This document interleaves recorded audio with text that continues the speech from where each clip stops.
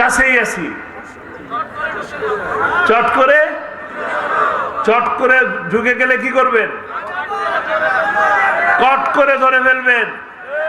যে ট্রাইব্যুনালের মধ্যে আপনাদের কোরআনের পাখিকে দিনের পর দিন এই রোদের মধ্যে, বৃষ্টির মধ্যে, শীতের মধ্যে প্রিজন ভ্যানে করে নিয়ে আসা হয়েছে, সেই ট্রাইব্যুনালে সত্য মামলার মাধ্যমে, সত্য সাক্ষীর মাধ্যমে, তাদের রেকর্ডের কথার মাধ্যমে ওই ট্রাইব্যুনালেই বিচার করে প্রকাশ্যে ফাঁসির ব্যবস্থা করা হবে।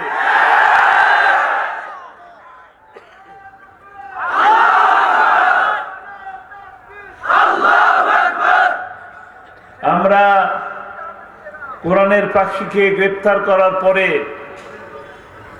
সেই 29 জুন 2010 সাল যতবার তার সাথে দেখা করতে গেছি, সময় দিছে মাত্র 30 মিনিট।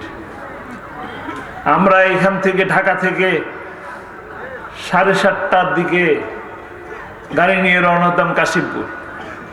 যেতে যেতে সময় লাগতো 2 ঘন্টা 2.5 ঘন্টা। 10টা নাগাদ, 10:30 নাগাদ পৌঁছানোর পরে একটা আবেদন দিতাম, দেখা করতে আসছি। প্রতিবারেই একটা করে ছবি, আবার আইডি কার্ডের ফটোকপি। এত ফটোকপি আর এত ছবি দিয়ে কি করছে আল্লাহ ভালো জানে। আর প্রতিবার একই রকম আবেদন। একই আবেদন করার পরেও আমাদেরকে 2 ঘন্টা 2.5 ঘন্টা এই রোদের মধ্যে, বৃষ্টির মধ্যে, শীতের মধ্যে দাঁড় করিয়ে রাখেছে। আমরা তো ভালো সুস্থ মানুষ। আমার বৃদ্ধ মা, তিনিও প্রতিবার এইভাবে দাঁড়িয়ে থাকতেন। কোনো ক্ষমা নাই, না ঈদের দিন না বৃষ্টির দিন। দেখা করতে ঢুকলাম, কেমন আছি, ভালো আছি, কথা বলতে বলতে 30 মিনিট শেষ। প্রতিবারই মনে করতাম যে 30 মিনিট কি আসলেই দিল, বুঝতে পারতাম না। প্রতিবারই দেখা করার শেষে মনে করতাম যে আগামীবার যখন যাব তখন ঘড়ি দেখে ঢুকবো, 30 মিনিট হলো কি হলো না এটা দেখব। কিন্তু যখনই যেতাম তার চেহারার দিকে তাকানোর মতো ঘড়ি দেখার আর ইচ্ছা জাগতো না।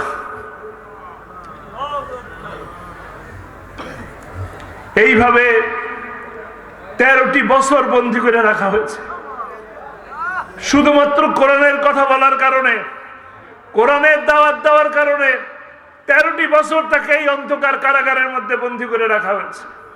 এই বৃদ্ধ বয়সে 46 বছরের ডায়াবেটিস, কোনোদিন অভিযোগ করেন নাই। যতবারই গেছি প্রতিবারই বলছেন, জিজ্ঞেস করছি আব্বা কেমন আছেন, প্রতিবারই বলছেন আলহামদুলিল্লাহ, আল্লাহ অনেক ভালো লেগেছে, আলহামদুলিল্লাহ। এই এমন একটা ব্যক্তিকে কারাগার থেকে মিথ্যা কথা বলে হাসপাতালে নিয়ে ইনজেকশন পুশ করে তাকে হত্যা করা হয়েছে।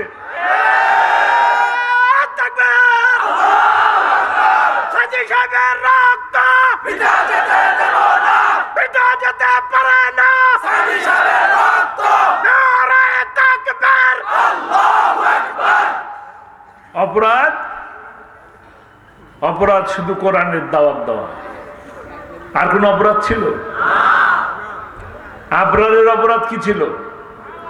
আবরারের কথা মনে আছে আপনার? মেধাবী ছাত্র, বুয়েটের, ফজরের নামাজ পড়তে যায়।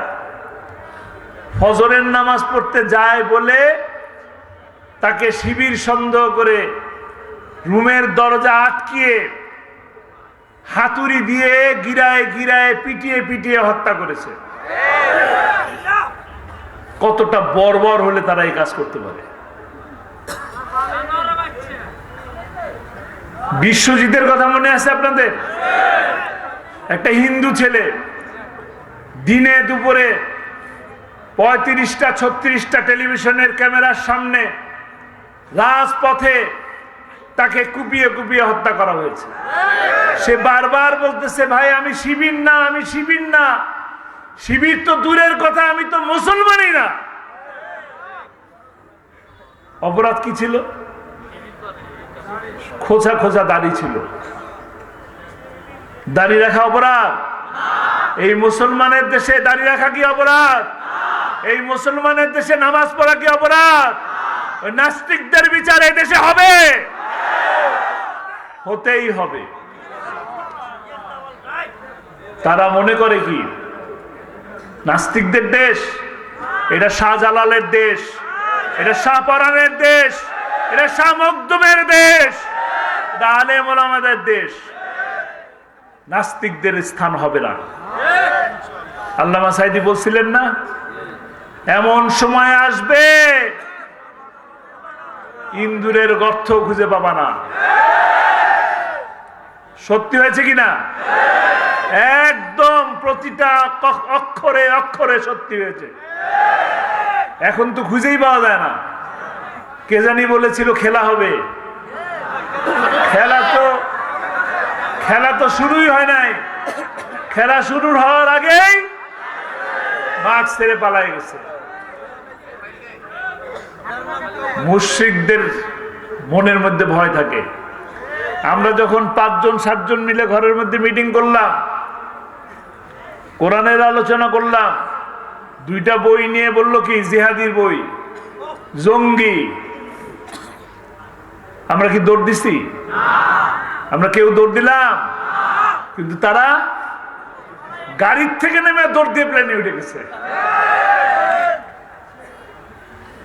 যেখানে আছেন কি সেখানেই থাকেন। মামা বাড়িতে মজা বেশি, মামা বাড়িতে থাকেন। আমরাও ভালো আছি, খামোখা অশান্তি সৃষ্টি করেন না। যেখানে আছেন ভালো থাকেন, আমাদেরকেও শান্তিতে থাকতে দেন। অনেক লুটপাট করছেন, হাজার হাজার হাজার হাজার কোটি টাকা, অনেক লুটপাট। নির্বাচনের আগে কি বলে? বাংলাদেশে মালয়েশিয়া বানাবে, সিঙ্গাপুর বানাবে, আমাদেরকে স্বপ্ন দেখায়। আর নিজেরা কি করে? বেগমপাড়া বানায়। বেগমপাড়া যারা বানায় তাদের পক্ষে থাকবেন? যারা শেয়ার বাজার লুট করে তাদের পক্ষে থাকবেন? যারা ব্যাংক ডাকাতি করে তাদের পক্ষে থাকবেন? যারা লগি বৈঠা দিয়ে হত্যা করে তাদের পক্ষে থাকবেন? কাদের পক্ষে থাকবেন? কোরআনের পক্ষে থাকবেন ইনশাআল্লাহ। আল্লামা সাঈদীকে ভালোবাসেন? কয়জন ভালোবাসেন? আলহামদুলিল্লাহ। আল্লামা সাঈদী আপনারা কি আমার আত্মীয় নাকি? আল্লামা সাঈদীর আত্মীয়? এত ভালোবাসেন কেন? কোরআনের জন্য। আল্লামা সাঈদীর একটি স্বপ্ন ছিল, প্রতি মাহফিলের শেষে তিনি বলতেন, মনে আছে? প্রতি মাহফিলের শেষে তিনি বলতেন, কোরআনের রাজ প্রতিষ্ঠা হয়েছে, এই দৃশ্য দেখে আমার যেন মৃত্যু হয়। সেই স্বপ্ন বাস্তবায়ন করতে পেরেছি আমরা? সেই স্বপ্ন বাস্তবায়ন করব আমরা? দায়িত্ব কাদের? তাকে হত্যা করা হয়েছে, তাকে নির্মম ভাবে হত্যা করা হয়েছে। সেই হত্যার বদলা নিতে হবে। বদলা কিভাবে নেব? তার স্বপ্ন পূরণের মাধ্যমে, ইনসাফ ভিত্তিক কল্যাণময় একটি রাষ্ট্র প্রতিষ্ঠার মাধ্যমে ইনশাআল্লাহ আমরা একটি সুন্দর সমাজ গঠন করব। যে স্বপ্ন সেই 50 বছর আগে যুদ্ধের সময় আমাদের মুরব্বীরা স্বপ্ন দেখেছিল কি? সোনার বাংলা। আমরা সেই সোনার বাংলা সত্যিকার অর্থে গঠন করবো ইনশাআল্লাহ। এই হত্যাগুলা, প্রতিটি হত্যার বিচারের মাধ্যমে, ছাত্রলীগ নিষিদ্ধ করে তাদের গুনাহ মাফ পাওয়ার কোনো সুযোগ নাই। প্রতিটি হত্যার বিচারের মাধ্যমে ইনসাফ ভিত্তিক সমাজ প্রতিষ্ঠা করতে হবে ইনশাআল্লাহ। আমরা রাজি আছি? আগামীতে যে সুযোগ আসবে, আজকে এই যে 5ই আগস্টের পর আমরা ভালো আছি নাকি? ভালো আছি? এটাই কি বিজয়? 5ই আগস্টের যে শান্তি পেলাম, এটাই কি শান্তি? আরো বেশি শান্তি চাই, সুখ চাই, সমৃদ্ধি চাই। কিভাবে চাই? কোরআনের রাজ প্রতিষ্ঠার মাধ্যমে। আমাদের কাজ হবে আল্লামা সাঈদীর সেই স্বপ্ন, কোরআনের দাওয়াত, এই কোরআনের দাওয়াত আমরা প্রতিটি ঘরে ঘরে পৌঁছে দেবো ইনশাআল্লাহ। রাজি আছি? রাজি আছি ইনশাআল্লাহ। কোরআনের কথা যারা বলেন, কোরআনের পক্ষে যারা থাকেন, মানবতার পক্ষে যারা থাকেন, বন্যার্তদের পাশে যারা থাকেন, অগ্নিকাণ্ড হলে তাদের পাশে যারা থাকেন, হিন্দুর পাশে যারা থাকেন, হিন্দুর মন্দির পাহারা দেয় যারা, তাদের পক্ষে থাকবো। রাজি আছি? কথা দিচ্ছি, যদি আমরা এই কাজ করতে পারি তবেই সত্যিকার অর্থে এই দেশটা শান্তিময় একটা দেশ হবে, একটি কল্যাণময় রাষ্ট্র প্রতিষ্ঠা হবে ইনশাআল্লাহ। আমরা যেন সেই কল্যাণময় রাষ্ট্রের দিকে কাঙ্ক্ষিত স্বপ্ন পূরণের মাধ্যমে একটি কল্যাণময় রাষ্ট্র প্রতিষ্ঠা করতে পারি, সেই তৌফিক আল্লাহ তাআলা আমাদের সকলকে দান করুন। কোরআন নিজে পড়ার চেষ্টা করি, কোরআন বোঝার চেষ্টা করি, কোরআন মানুষকে বুঝাই, কোরআন দিয়ে নিজের ঘরকে সাজাই, কোরআন দিয়ে সমাজ গড়ি। আল্লাহ যেন আমাদেরকে সেই তৌফিক দান করে। ওমা তৌফিক ইল্লা বিল্লাহ। আসসালামু আলাইকুম ওয়া রাহমাতুল্লাহ। আমরা কেউ নাড়াচাড়া করবো না। আমরা শহীদ আল্লামা দেলোয়ার হোসেন সাইদি সাহেবের এই শহীদ পরিবারের শহীদ সন্তানের সাথে আমরা আল্লাহর দরবারে হাত উঠাবো। আপনাদেরকে সমাপনী আজকে একটু ধন্যবাদ দিবেন আমাদের সমাজ কল্যাণ পরিষদের সুনামধন্য সভাপতি জনাব ইকবাল হোসেন মুক্তার। আলহামদুলিল্লাহি রাব্বিল আলামিন ওয়া সলাতু ওয়া সালামু আলা সাইয়্যিদিল মুরসালিন ওয়া আলা আলিহি ওয়া আসহাবিহি আজমাইন। আউযু বিল্লাহি মিনাশ শাইতানির রাজিম। বিসমিল্লাহির রহমানির রহিম। ইসলামী সমাজ কল্যাণ পরিষদ দুর্গাপুর শাখার উদ্যোগে আয়োজিত আজকের এই তাফসীরুল কোরআন মাহফিলের সম্মানিত প্রধান অতিথি, সম্মানিত বিশেষ অতিথি, দুর্গাপুর বেগমগঞ্জের বিভিন্ন প্রান্ত থেকে আগত সম্মানিত শ্রোতাবৃন্দু, আমি ইসলামী সমাজ কল্যাণ পরিষদ দুর্গাপুর শাখার পক্ষ থেকে আপনাদের সকলকে সালাম জানাচ্ছি। আসসালামু আলাইকুম ওয়া রাহমাতুল্লাহি ওয়া বারাকাতুহু। সম্মানিত শ্রোতামণ্ডলী,